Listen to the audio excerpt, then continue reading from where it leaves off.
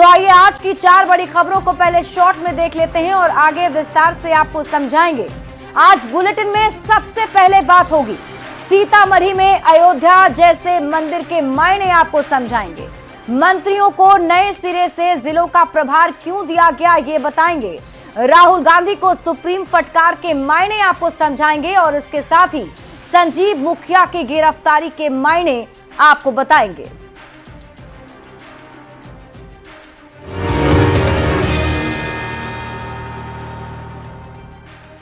और सबसे पहले बात, नीतीश कैबिनेट की बैठक में 34 एजेंडे पर आज मुहर लगी और इसमें सबसे बड़ा फैसला है अयोध्या के राम मंदिर की तर्ज पर सीतामढ़ी में मां सीता का भव्य मंदिर बनाने की बात।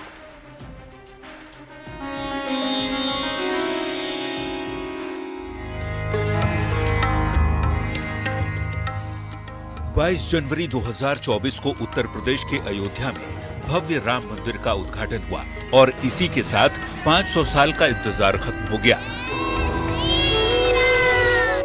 लेकिन सवाल ये उठने लगा कि प्रभु श्री राम का भव्य मंदिर तो बन गया, क्या इसी तर्ज पर बिहार के सीतामढ़ी में मां जानकी का भव्य मंदिर बनेगा? और अगर बनेगा तो कब? बातें तो बहुत दिनों से हो रही थी, अब बनेगा तो तब बनेगा माता सीता का मंदिर। लेकिन उम्मीद की किरण तब जगमगा उठी जब 9 मार्च 2025 को गुजरात के गांधीनगर में शाश्वत मिथिला महोत्सव में गृह मंत्री अमित शाह ने कहा कि बहुत जल्द सीतामढ़ी में माता सीता का मंदिर बनेगा। कि जीवन कैसा होना चाहिए, जीवन हर तरीके से आदर्श होना चाहिए, इसका संदेश देने का काम मां जानकी का ये मंदिर करेगा और ये मंदिर निश्चित रूप से हम मनाएंगे। अमित शाह के बयान के 47वें दिन नीतीश कैबिनेट ने अयोध्या के श्री राम मंदिर की तर्ज पर सीतामढ़ी के सीता जन्मस्थली पुनौरा धाम में भव्य मंदिर बनाने के प्रस्ताव पर मुहर लगा दी।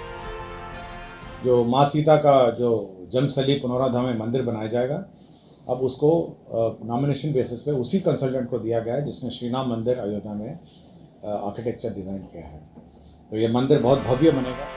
नीतीश कैबिनेट ने बड़ा फैसला लिया तो इस पर सियासत भी शुरू हो गई। अब चुनाव आया है तो मंदिर की चर्चा चल रही है। कांग्रेस के नेता फैसले पर तंज कस रहे हैं तो आरजेडी के नेता कह रहे हैं कि इसके लिए तो तेजस्वी यादव ने ही काम किया था। माता सीता का भव्य मंदिर बनाने का फैसला कर बिहार सरकार करोड़ों लोगों की उम्मीदों को पूरा करने जा रही है। अब चुनावी साल है, ऐसे में विपक्ष इस फैसले को चुनाव से जोड़कर देखेगा ही। न्यूज़ 18 के लिए पटना से संजय कुमार के साथ ब्यूरो रिपोर्ट। और आइए अब इस खबर को समझ लेते हैं। सीतामढ़ी में अयोध्या जैसे मंदिर बनने के मायने आप समझिए। पुनौरा धाम बिहार के सीतामढ़ी जिले के पुनौरा गांव में है। मां जानकी जन्मभूमि मंदिर को कहते हैं पुनौरा धाम। वो सीतामढ़ी शहर से 5 किलोमीटर पश्चिम में ये स्थित है और मान्यता है कि यहीं माता सीता का जन्म हुआ था। मतलब इसी मंदिर के पास मां सीता का जन्म हुआ था, जिसे पुनौरा धाम कहते हैं। पहले अब जरा मां सीता के जन्म से जुड़ी कहानी को जान लीजिए और फिर आपको समझाएंगे कि सीतामढ़ी में अयोध्या जैसे मंदिर के मायने क्या हैं। तो आइए मां सीता के जन्म से जुड़ी कहानी आपको बताते हैं। एक बार मिथिला में भयंकर अकाल पड़ा था। यहाँ के पुजारी ने राजा जनक को खेत जोतने की सलाह दी। राजा जनक खेत में हल चला रहे थे और जमीन से एक मिट्टी का घड़ा निकला था। इसी घड़े में माता सीता शिशु अवस्था में थी। और अब आइए सीतामढ़ी में अयोध्या जैसे मंदिर के मायने आपको समझाते हैं। दरअसल अयोध्या या प्रभु श्री राम की जन्मस्थली है, जबकि सीतामढ़ी को माता सीता की जन्मस्थली माना जाता है। अयोध्या रामलला का भव्य मंदिर अयोध्या में बन चुका है। बहुत दिनों से सीतामढ़ी में भी माता जानकी के मंदिर को अयोध्या जैसा बनाने की मांग उठ रही थी। अब नीतीश कैबिनेट ने अयोध्या की तर्ज पर सीतामढ़ी में माता सीता का भव्य मंदिर बनाने की मंजूरी दे दी है। ये 55 एकड़ में बनेगा और ये भव्य मंदिर मां सीता का बनकर तैयार हो जाएगा। बन जाने के बाद रामायण सर्किट से जुड़ेगा माता सीता का मंदिर। देखिए, मंदिर बनने से पूरे इलाके का भी विकास होगा और यही वजह है कि इसकी आस कई दिनों से बिहार वासी लगाकर बैठे थे। देखिए, भव्य मंदिर बनेगा तो पर्यटक आएंगे, स्थानीय लोगों को भी रोजगार मिलेगा। तो ऐसे में मंदिर निर्माण के साथ साथ न सिर्फ माता सीता की जन्मस्थली पर भव्य मंदिर बनेगा, बल्कि लोगों को रोजगार का अवसर भी मिलने वाला है। बढ़ते हैं आगे और बात अगली खबर की। चुनावी साल में एनडीए ने अभी से ही कमर कस ली है। नीतीश सरकार के मंत्रियों को नए सिरे से जिले का प्रभार सौंपा गया है। कुछ नए मंत्रियों को नई जिम्मेदारी दी गई है तो कुछ पुराने मंत्रियों का प्रभार भी बदला गया है। एनडीए मिशन बिहार के लिए अपनी नई टीम तैयार कर चुका है। बिहार के हर जिले के लिए मंत्रियों को प्रभार सौंपा गया है। फरवरी महीने में कैबिनेट विस्तार के बाद बनाए गए नए मंत्रियों को नई जिम्मेदारी देने के साथ साथ पुराने मंत्रियों के प्रभार वाले जिले भी बदल दिए गए हैं। विकास की योजनाओं को नीचे तक प्रॉपर मॉनिटरिंग हो और कहीं न कहीं जो जीरो टॉलरेंस की नीति रही है माननीय मुख्यमंत्री जी की करप्शन को लेकर, उस नीति के तहत हम लोग नीचे तक काम को अंजाम दें। एनडीए की नई टीम को लेकर बिहार में सियासत भी शुरू हो गई है। आरजेडी ने जहां इस पर सवाल खड़ा किया है तो सत्ता पक्ष ने इसे सरकार के कार्यक्रमों को पारदर्शी तरीके से जनता तक पहुंचाने के लिए जरूरी कदम करार दिया है कि बिहार की जनता, बिहार के लोग अब इनके मंत्रियों के कार्यभार वाले क्षेत्र से कहीं ना कहीं इनसे नाराज हैं और नाराजगी दूर करने के लिए इन्होंने नया प्रयोग और राज्य सरकार ऐसे सभी जिला प्रभारी मंत्रियों के सहारे अपने कामकाज को आगे बढ़ाती है। एकमात्र उद्देश्य होता है जिला से लेकर के प्रखंड स्तर के कामकाज की समीक्षा। बहरहाल विधानसभा का ये चुनावी साल है और ऐसे में एनडीए की इस नई टीम पर सभी की नजर है। देखना होगा कि सरकार के मंत्री अपनी अपनी जिम्मेवारी का निर्वहन कैसे करते हैं। न्यूज 18 के लिए पटना से संवाददाता संजय कुमार की रिपोर्ट। और आइए अब खबर को समझ लेते हैं। नीतीश सरकार ने बड़ा प्रशासनिक फैसला लेते हुए सभी जिलों के नए प्रभारी मंत्रियों की नियुक्ति की है। कुछ मंत्रियों को जिले बदले गए हैं और कुछ मंत्रियों को अतिरिक्त जिलों का प्रभार दिया गया है। किस मंत्री को कौन से जिले का प्रभार मिला है, एक एक करके अब आपको हम ग्राफिक्स के जरिए बताते हैं, जिसमें देखिए बताया जा रहा है सम्राट चौधरी, बिहार के डिप्टी सीएम सम्राट चौधरी को पटना जिला का जिम्मा सौंपा गया है। वहीं विजय कुमार सिन्हा, बिहार के डिप्टी सीएम, उन्हें मुजफ्फरपुर का जिम्मा जो है वो दिया गया है। इसके साथ ही नए मंत्रियों को, जो नए मंत्री कैबिनेट में शामिल हुए हैं, उन्हें भी नया जिला आवंटित किया गया है। उस जिले का जिम्मा उन्हें सौंपा गया है क्योंकि बिहार में विधानसभा के चुनाव हैं, तो ऐसे में जो मंत्री हैं उन्हें ये टास्क दिया गया है कि उनके जिले में उस तरीके से बातें जनता तक पहुंचाई जाएंगी। तो मंत्रियों को नए सिरे से जिलों का प्रभार देने का मायने ये है कि इसी साल लोकसभा का चुनाव है और चुनाव की तैयारियों के नजरिए से ये काफी ज्यादा महत्वपूर्ण माना जा रहा है क्योंकि एक एक जो मंत्री हैं वो उस जिला पर ज्यादा फोकस करेंगे, कहां कमी है और कहां किस तरीके से रणनीति के तहत आगे बढ़ना है ये बताएंगे। और हम आपको बता रहे हैं कि किस मंत्री को कौन से जिले का प्रभार मिला है। तो देखिए, डिप्टी सीएम सम्राट चौधरी को पटना का मिला है, तो डिप्टी सीएम विजय कुमार सिन्हा को मुजफ्फरपुर का जिम्मा सौंपा गया है। इसके बाद विजय चौधरी, इन्हें पूर्णिया जिला का जिम्मा दिया गया है, तो विजेंद्र प्रसाद यादव को नालंदा जिला सौंपा गया है, यानी इसकी जिम्मेदारी उन्हें दी गई है। इसके साथ ही आगे बढ़ते हुए बात कर लेते हैं, देखिए डॉक्टर प्रेम कुमार जो हैं उन्हें वैशाली का दिया गया है, श्रवण कुमार को कैमूर, वहीं संतोष सुमन समस्तीपुर और सुमित सिंह को मधेपुरा का जिम्मा सौंपा गया है। और अब मंत्रियों को जिले का प्रभार बदलने के मायने आपको समझाते हैं। देखिए, सरकार की योजनाओं का सही से क्रियान्वयन होगा, साथ ही प्रशासन के साथ समन्वय स्थापित करना एक बड़ा मकसद इसका बताया जा रहा है। इससे जनता से संवाद बेहतर होगा और नीतिगत पारदर्शिता को बढ़ाना भी इसका मकसद है।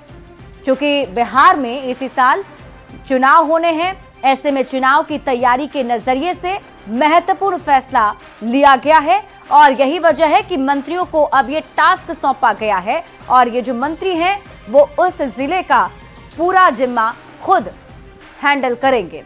बढ़ते हैं आगे और बात अगली खबर की। वीर सावरकर पर आपत्तिजनक टिप्पणी के मामले में सुप्रीम कोर्ट ने कांग्रेस सांसद और नेता प्रतिपक्ष राहुल गांधी को फटकार लगाई है। सुप्रीम कोर्ट ने राहुल गांधी को चेतावनी देते हुए कहा है कि अगर आप आगे से ऐसा कोई बयान देंगे तो हम स्वतः संज्ञान लेकर कार्रवाई करेंगे। स्वतंत्रता सेनानियों के बारे में गैर जिम्मेदाराना बयान मत दीजिए। हमें नेता प्रतिपक्ष और कांग्रेस सांसद राहुल गांधी को एक बार फिर फटकार लगी है और ये फटकार लगाई है देश की सबसे बड़ी अदालत यानी सुप्रीम कोर्ट ने। राहुल गांधी ने 17 नवंबर 2022 को वीर सावरकर पर आपत्तिजनक टिप्पणी की थी। इस मामले की सुनवाई सुप्रीम कोर्ट के जस्टिस दीपांकर दत्ता और जस्टिस मनमोहन की बेंच में हुई। सुप्रीम कोर्ट ने राहुल गांधी को चेतावनी देते हुए कहा कि अगर आप आगे से ऐसा कोई बयान देंगे तो हम स्वतः संज्ञान लेकर कार्रवाई करेंगे। कोर्ट ने कहा, हम स्वतंत्रता सेनानियों के खिलाफ किसी को अनाप शनाप बोलने की इजाजत नहीं दे सकते। उन्होंने हमें आजादी दिलाई और हम उनके साथ क्या व्यवहार कर रहे हैं। आप एक पार्टी के नेता हैं, स्वतंत्रता सेनानियों के बारे में गैर जिम्मेदाराना बयान मत दीजिए। हालांकि सुप्रीम कोर्ट ने सावरकर पर टिप्पणी के मामले में राहुल के खिलाफ ट्रायल कोर्ट के समन पर रोक लगा दी है। इलाहाबाद हाईकोर्ट ने 4 अप्रैल को समन पर रोक लगाने से इनकार कर दिया था। इसके बाद राहुल गांधी ने सुप्रीम कोर्ट में याचिका लगाई थी। आपको बता दें कि कोर्ट में पेश नहीं होने के कारण ट्रायल कोर्ट ने मार्च 2025 में राहुल गांधी पर 200 रुपये का जुर्माना भी लगाया था। अब सुप्रीम कोर्ट ने उत्तर प्रदेश सरकार और शिकायतकर्ता नृपेंद्र पांडे को नोटिस जारी किया है। मामले की अगली सुनवाई 8 हफ्ते बाद होगी। Bureau report, news 18। और आइए अब खबर को समझ लेते हैं। देखिए, वीर सावरकर पर राहुल गांधी की टिप्पणी पर सुप्रीम कोर्ट ने फटकार लगाते हुए राहुल गांधी को नसीहत दी है। क्या कुछ कहा है आपको बताते हैं। कोर्ट की तरफ से कहा गया कि इस बार सावरकर हैं, अगली बार कोई कहेगा कि महात्मा गांधी अंग्रेजों के नौकर थे, अगली बार ऐसी बयानबाजी की तो हम स्वतः संज्ञान लेंगे। जस्टिस दीपांकर दत्ता ने कहा कि आप एक इज्जतदार व्यक्ति हैं, एक राजनीतिक दल के नेता हैं, आप उस महाराष्ट्र में जाकर सावरकर के खिलाफ बयान देते हैं जहां उनकी पूजा की जाती है, तो आप ऐसा मत कीजिए। आप ऐसे बयान क्यों देते हैं? आपको इस तरह की बातें बोलकर परेशानी नहीं पैदा करनी चाहिए। इसके आगे जस्टिस दत्ता ने कहा और उन्होंने पूछा, क्या महात्मा गांधी को अंग्रेजों का नौकर कहा जा सकता है? क्योंकि उन्होंने भी वायसराय को लिखी अपनी चिट्ठियों में आपका वफादार सेवक शब्द का इस्तेमाल किया था। देखिए, इसके बाद राहुल गांधी को फटकार लगाते हुए सुप्रीम कोर्ट की तरफ से कहा गया है। हालांकि राहुल गांधी की तरफ से भी बातें रखी गई। राहुल गांधी का इरादा किसी को आहत करने का नहीं था, ये उनके वकील ने पक्ष रखते हुए कहा है। इसके साथ ही उन्होंने आगे अपना पक्ष राहुल गांधी के समर्थन में रखा है। देखिए, राहुल जज की तरफ से कहा गया कि आप एक राजनेता हैं और आपको इस तरह की टिप्पणी नहीं करनी चाहिए, ऐसा मत कीजिए। अगर आपका इरादा ऐसा नहीं था तो ये टिप्पणी आपने क्यों की? हम आपके खिलाफ चल रहे मुकदमे में कार्रवाई पर स्टे तो देंगे, लेकिन आपको ऐसे बयान देने से रोकेंगे। आपने आगे से कोई भी ऐसी बयानबाजी की तो हम स्वतः संज्ञान लेंगे। हमारे स्वतंत्रता सेनानियों पर टिप्पणी करने की अनुमति आपको नहीं देंगे। उन्होंने हमें स्वतंत्रता दी है और आप उनके साथ ऐसा व्यवहार करते हैं। आपकी सावरकर पर की गई टिप्पणी गैर जिम्मेदाराना थी। तो राहुल गांधी को लेकर ये बातें जज की तरफ से कही गई हैं। वहीं राहुल गांधी के वकील सिंघवी ने जज से पूछा, क्या आपके मुवक्किल को पता है कि उनकी दादी इंदिरा गांधी जब प्रधानमंत्री थीं तो उन्होंने भी स्वतंत्रता सेनानी वीर सावरकर की तारीफ करते हुए एक चिट्ठी भेजी थी। जब आपको भारत के इतिहास या भूगोल के बारे में कुछ भी पता नहीं है तो आप हमारे स्वतंत्रता सेनानियों के साथ इस तरह का व्यवहार नहीं कर सकते हैं। तो आज राहुल गांधी को सुप्रीम कोर्ट की तरफ से ये फटकार भी लगाई गई और साथ ही साथ राहुल गांधी को जज ने नसीहत भी दी है कि आप ऐसी टिप्पणी ना करें। बढ़ते हैं आगे और बात अगली खबर की। नीट पेपर लीक मामले में बड़ी सफलता मिली है। ईओयू की टीम ने नीट पेपर लीक के मास्टरमाइंड संजीव मुखिया को गिरफ्तार कर लिया है। संजीव मुखिया लंबे समय से फरार चल रहा था। आपने रिपोर्ट देखी।